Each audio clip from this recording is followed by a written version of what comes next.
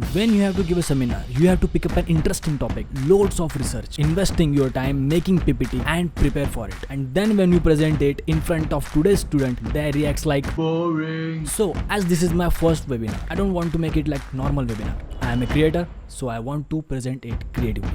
Hello, my name is Rohit Bhoyer and welcome to my world.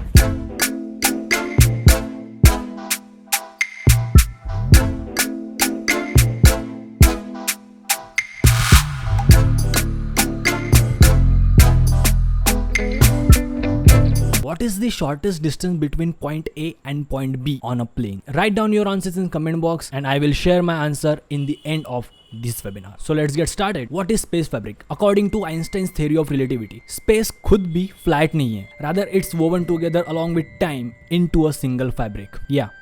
Space time. इस video में professor Dan Burns अपने space time warp demo को explain कर रहे हैं. इस एक्सपेरिमेंट में एक बड़े से फैब्रिक को सर्कुलर रिम पर टाइटली बांध दिया है and it's nothing but space fabric. Professor ने उसके सेंटर में एक हेवी मास रख दिया which will act like a star और वो वेट रखते ही ऑब्वियसली वो fabric due to gravity downward direction में खींचा गया और उससे एक पॉन्ड लाइक स्ट्रक्चर क्रिएट हुआ. And that structure is nothing but the gravitational influence of that mass जो edges पर कम होते जाता है. Then he took a marble which is nothing but a planet. Then he applied a sideway torque to a marble. उतना ही torque दिया कि वो marble उस सेटअप के यानी कि ग्रेविटेशनल फोर्स के बाहर ना जाए एंड जो हुआ वो आप वीडियो में देख ही सकते हैं.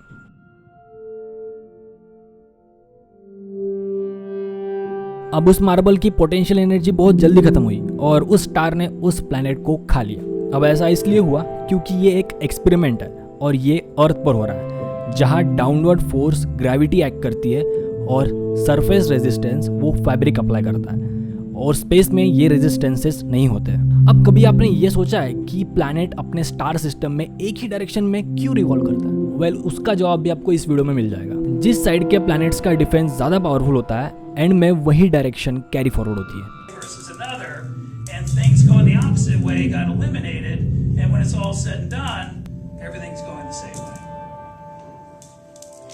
Now black holes. अब ये प्रिंसिपल ब्लैक होल्स पर भी एप्लीकेबल होता है. If you know the properties of black holes, these are the most dense and heaviest bodies in cosmos. Supernova explosion से ये फॉर्म होते हैं. अब उसका मास इतना ज्यादा होता है कि वो स्पेस फैब्रिक को इतना नीचे तक खींच लेता है और वहां एक होल बन जाता है. और स्पेस फैब्रिक में इतनी बड़ी गहराई की वजह से उसका ग्रेविटेशनल इन्फ्लुएंस इतना होता है कि एक बार आपने event horizon, commonly known as boundary of black hole, एक बार आपने इवेंट होराइजन पार कर लिया तो आप वहां से कभी बाहर नहीं आ सकते. और आप क्या, कोई भी बड़ी सी बड़ी body, even a star and light can't escape from its influence. अब आपको सवाल पड़ा होगा कि यार अगर लाइट भी उसके ग्रेविटेशनल इन्फ्लुएंस से बाहर नहीं जा सकती, देन नासा ने जो ब्लैक होल की पिक पब्लिश की थी वो रियल है या फेक? क्योंकि फोटो कैप्चर करने के लिए कैमरा सेंसर में लाइट का पड़ना जरूरी है और अगर ब्लैक होल से लाइट एस्केप कर ही नहीं सकती, मतलब ब्लैक होल से लाइट इमिट हो ही नहीं सकती, तो फिर वो पिक कैसे खींची गई? एक्चुअली वो ब्लैक होल की नहीं, ब्लैक होल के इवेंट होराइजन की पिक है. और इवेंट होराइजन में जो लाइट होती है वो एक्चुअली ब्लैक होल जो करंटली कोई स्टार या कोई भी बॉडी खा रहा है तो उसकी जो लाइट होती है वो इवेंट होराइजन में गोल गोल घूमती रहती है और वो एक रिंग लाइक स्ट्रक्चर बनाती है और उस रिंग लाइक स्ट्रक्चर के बीच में जो ब्लैक स्पॉट होता है वो है black hole. So that is it from my side.